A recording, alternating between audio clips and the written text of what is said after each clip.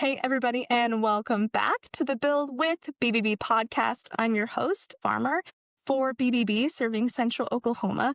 And today we're talking about one of my favorite topics, considering I am a marketing gal. We brought in a local accredited business, Ashley Howard, with DevMar Strategies. Ashley, welcome to the podcast. Thank you. Thank you for having me. It's a pleasure to be here. Happy to.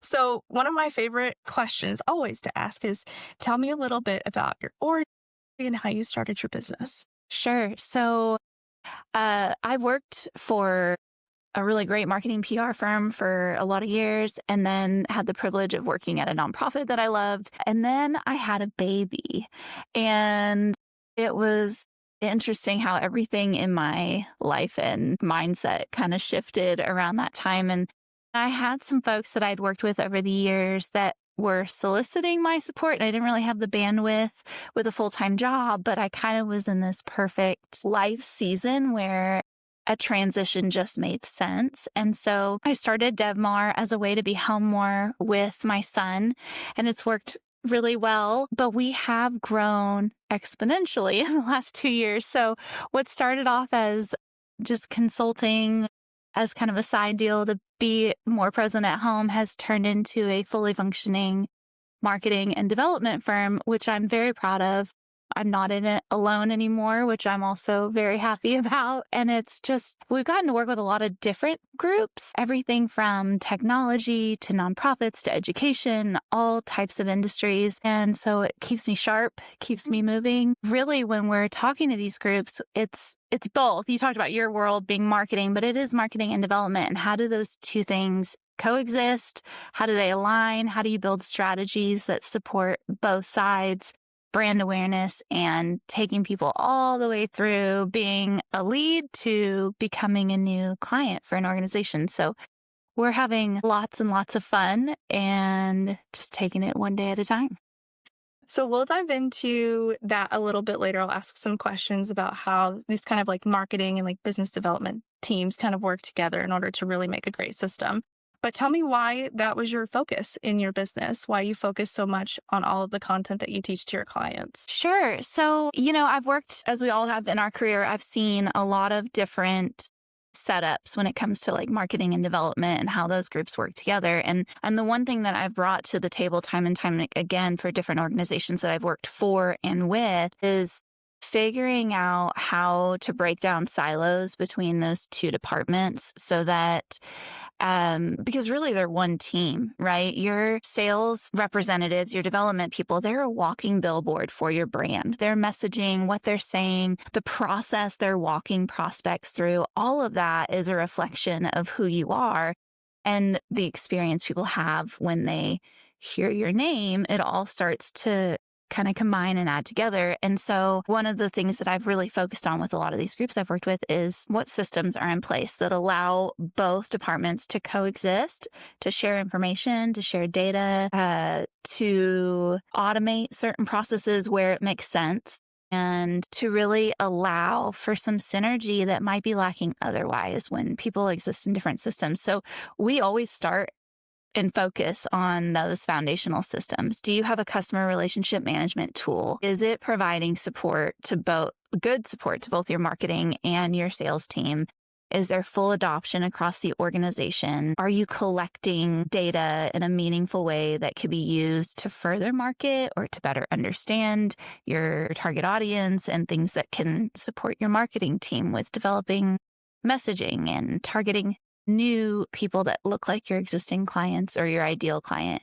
And so we're kind of working on both of those things simultaneously. And I've seen this over and over and over again everywhere I've been. And it's kind of a differentiator for us. And so whenever we talk to clients, this is why I focus so heavily on systems, because when we're talking to them, we're talking about how do we bring these two groups together and how do we create replicatable steps, right? Things that we're going to do every single time to make sure we're capturing the same information and we're doing things in a way that it's going to support operations when you get the sale. When we're talking about business to business, usually there's an onboarding process, there's data collection that has to happen to make sure that actually executing after you bring them on as a client goes smoothly and well. And so we're looking at this holistically, right? It's not, well, let's just put some billboards out there and get our name out there and market ourselves. Well, that's great. But what do you do when people start noticing you and they come to you and you don't have a system in place for actually bringing them on as a client or onboarding them appropriately?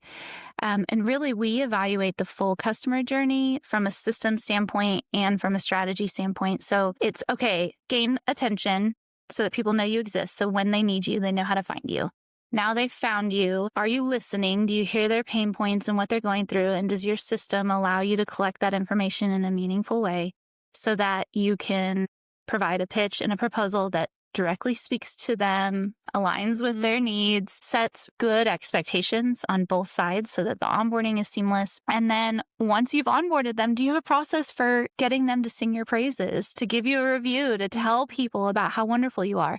And all of these things, they seem kind of like no-brainer, but they're a lot of work if you don't have systems in place to automate some of it and to just develop some of it into your workflow in a way that doesn't all have to be done manually, especially for smaller teams, right? You got a team of 2 or 3 people.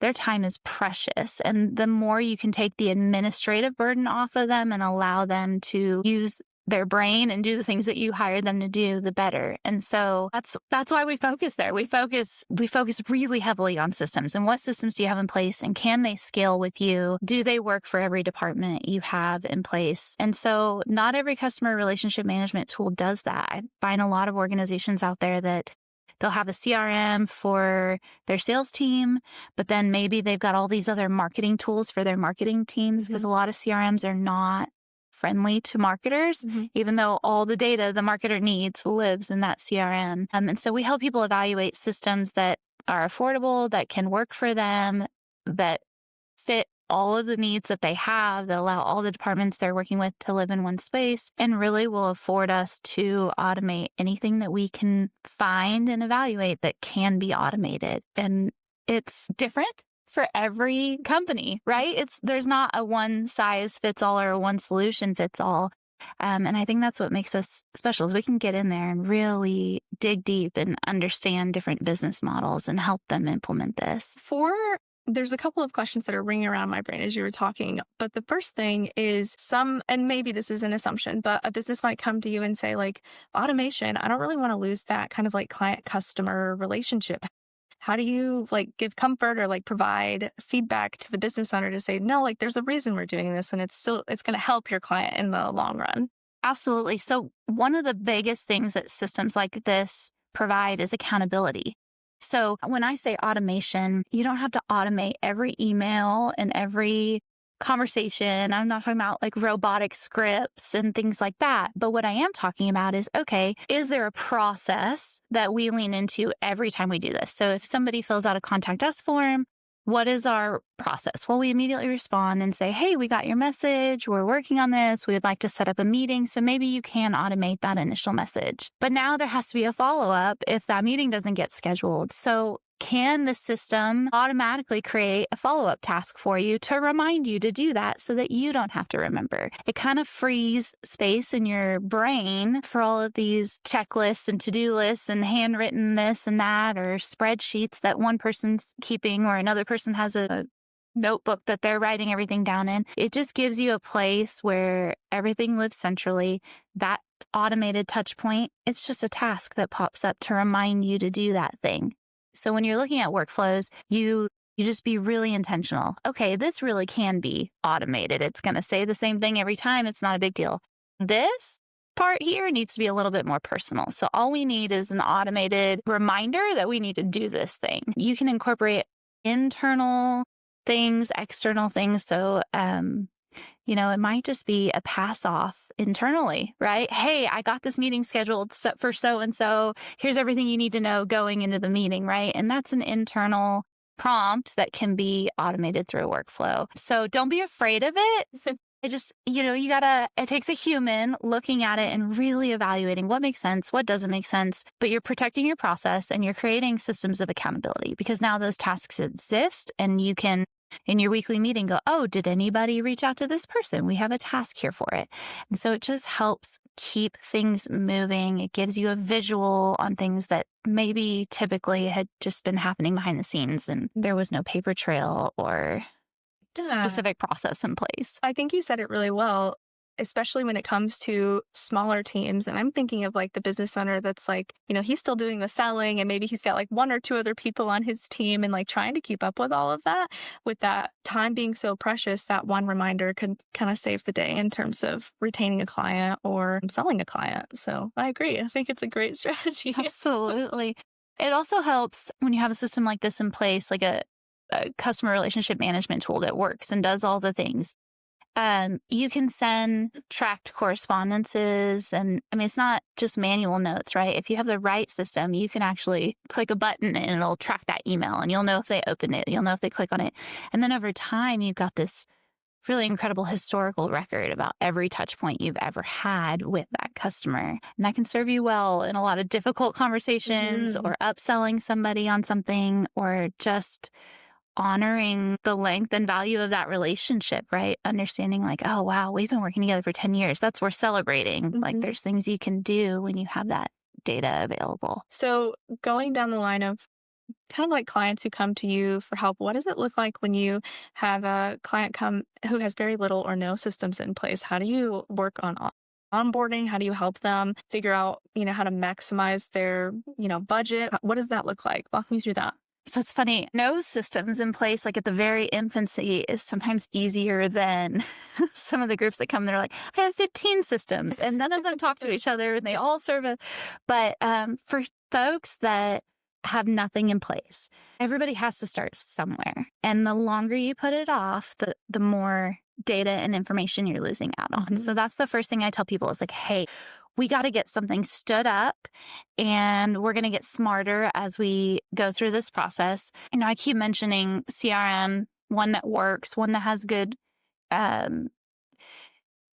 integrations, one that, teams can use across multiple departments. And I'm just going to say right now, we do a lot in HubSpot because it's a really great tool. It's not the only tool out there. It's not the only tool we work in. But one of the things I love about HubSpot, if you're just starting, is they have a free CRM. So this is like your homework assignment. If that's you and you are not using a system right now, free $99, you need to go to HubSpot.com and create a login. Just here's where you can start capturing very general customer data. You can start putting your contacts into the system. And then you start thinking about what kind of information, 5 years from now, what's going to be important to me. If I wanted to pull a report and see like, okay, how many people bought this type of product, then you need to start capturing that information now. So start looking at building properties where you can actually note certain pieces of information. And just start with the bare minimum. I mean, just get into the system and start putting your customer information into the system. HubSpot, as you grow with the tool, there's some functionality that you can buy later on. But at least you have a system where you can start making notes. You can start, if you have an email marketing list or people that have already been working with you and maybe it exists in an Excel spreadsheet, you can actually import it into the system and have a starting place. You're not starting from nothing, but that system will scale with you. So even if you have $0 to invest and you have no idea what you're doing, start there. Create a free login, start looking at some of the tutorials and just see what's available within that system, because you will be able to eventually mature into doing email marketing and other messaging types and building out full development workflows and touch points. And those are all things you can do later on if you have that basic system in place. Don't wait. That's my biggest advice. Don't wait. Go ahead and set it up today and start capturing anything and everything you can. Let's talk about the people that are trying. They're doing everything they can. And every time a new need pops up, because they don't have this powerful system, right, that can do all the things. Every time a new need pops up, they're going and they're finding a new system that meets that need. And so we get groups that come to us and they're like, well, we have this email service provider. We have this SMS system. We have this CRM. We've got this contract system. We've got, and you start really looking at their tech stack from a marketing and development standpoint. And it's 15, 20 systems. A lot of them have duplicate functionality, but none of them do all of the things that you need. And so with those groups, the first thing we do is evaluate what systems are in place and what functions are they carrying out for us. And then we look at some proposed systems that might actually replace and save that group a ton of money.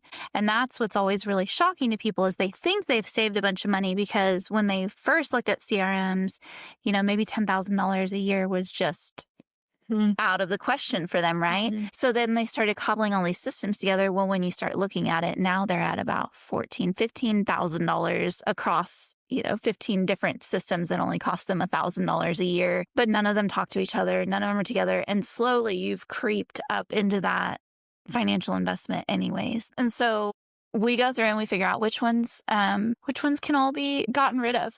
How do we migrate into the system? And so in most of these systems, there is ways to download the information that's in there, and you can do a data migration. Data hygiene is very important during that. That's something we help groups with. A lot of IT folks can support in this area if you have that kind of infrastructure, or if you're just a roll up your sleeve kind of person. Usually you can go find a step-by-step on how to download the information, and then importing into systems is usually pretty simple. It's getting it out of the old ones that can be challenging. So you look at which ones you can migrate data from, and then the other ones you look at integrations. There's not one system that can do 100% of everything, unfortunately. But there are systems such as HubSpot that have really solid integration libraries. So HubSpot's got over 1,000 integrations with other pieces of software. And what I do going forward, once you've implemented a system like that, is if you find a need that your current tool is not meeting, then you look through the integration library and see, is there another system that integrates here? So you're still constantly trying to make sure that none of these systems exist on their own. They're all talking to each other, and there's still this one source of truth where every bit of information is flowing in. And so that's what we do. We do the evaluation. We see what can we get rid of, really evaluate the expense of migrating over. And then the beautiful thing about this too is a lot of people are pulling reports and data and information off to the side. They're building pivot tables or filtering through spreadsheets and stuff like that. But when you get everything into one system, you can build really great reports that are automated that you don't have to manually set and do all of that stuff with. Getting everything into one system not only reduces your administrative time that you're spending on those things, but information just becomes readily available. You can make decisions faster. You can see trends faster. It's night and day difference when you're not signing into 15 different platforms to execute, two things that you're just trying to do really quickly, but they all are impacted by all of these other things. So that gets a little more complicated, doable and worth the time investment, and not all of these things. If you're just starting off, like I said, you can just get in and start playing. You're not going to break it. Don't be afraid of trying new systems. But if you're looking at migrations and integrating multiple systems, sometimes it's worth it to bring somebody in to kind of help evaluate and look at those things. But your life could be easier. That's all I have to say. If that's where you're living right now, it could be so much easier. Yeah. You just did a quick systems evaluation. So we've spent some time talking about how these systems communicate with one another. Let's move into departments working with one another. Talk me through that a little bit. How are you helping our business development team and our marketing team, who really function together, really not stay so separated and come together for the company goals? Absolutely. So there's a couple things. One of the things we get into when we're working with development teams is needs assessments, and really, what kind of questions are you asking to truly understand your client's pain points, right? Where does it hurt and how are you going to fix it and solve for it? Well, those pain points, you start hearing trends over time, right? And as the development person, you're hearing those things firsthand. Your marketing folks need that messaging. They need to understand what these folks are coming to you with, because that influences the messaging that they're putting out for your brand awareness campaigns, or the content that goes on your website, or, different campaigns that they might recommend based on your target audience. And so there's just a sharing of information, even anecdotal, that has to happen between those two departments. And so some of what we've helped do is actually process that needs assessment, or put process to that needs assessment piece of the puzzle. And there's data collection. And then that data, because it exists in the system, is now available to the marketing team. Even if conversations aren't flowing as well as they could be, the information is there for them. We also look at like when you're a marketer. So whenever you go to spend advertising dollars, right? And you're like, okay, we have a goal. Let's say event attendance. We need 100 people to attend this event. Well, if you start looking at actual conversion rates and like, okay, so if we get 100,000 people to look at this page and 1% of them click here and another 1% actually register, those numbers over time, you can lean into them and say, okay, well, last time, our metrics look like this. So if we want to hit this many people, we need a budget of X, right? And it helps you to kind of be a little more systematic about how you make budget recommendations and where you spend money. Well, the same is true on general lead capturing, right? If you understand what your development team's conversion rates are, so I gave you 100 leads, you converted 20 of them. Next year, we want 30 new clients. So how many more leads do I need to get you, right? And so if you understand close rates and so marketing qualified leads converted to sales qualified leads converted to actual closed deals, you're giving your marketer data and information that they can use to build smarter, better campaigns in the future. The other piece of this is on the development side, we actually create a development, I guess you could say workflow. It's a journey that you're trying to take your potential client through. So what does your initial touch point look like? What are your follow-up touch points? How do you collect data? Are there things you need to educate them on along the way? And you figure out what each of these touch points are. And then you start looking at, is there some collateral that might make communicating this a little easier? Or is there, for the onboarding piece, are there some touch points where we can have a welcome email and maybe hey, you've been assigned this person to work on your account, and all these different touch points. And your marketing team builds those, right? Your development team has to lean into it and communicate that this is the process, these are the steps, but your marketing team actually is building the workflow and the automations and the messaging that goes along with those things. And so they can't exist without each other. And so we put everybody in a room. We do map all this out together, marketing and sales, and then lean into, okay, here are the things that we need to stand up and do. And this is marketing's ownership, and this is development's ownership, and here's how these things work together. So even without bringing an outside group in, my biggest recommendation to organizations that are just starting to think about how marketing and development coexist is to start there and figure out what are all the touch points from a person figuring out who you are all the way through to becoming a client and then onboarding. What are all those touch points and what information should be available? Who's owning what communications? And then you'll start to see this path develop in front of you. Like, okay, we need to develop these items and we need to put together this workflow and these touch points. And we help facilitate and walk people through that, but it doesn't mean you can't do it on a smaller scale starting from the very beginning and just mature in that process as you grow as an organization.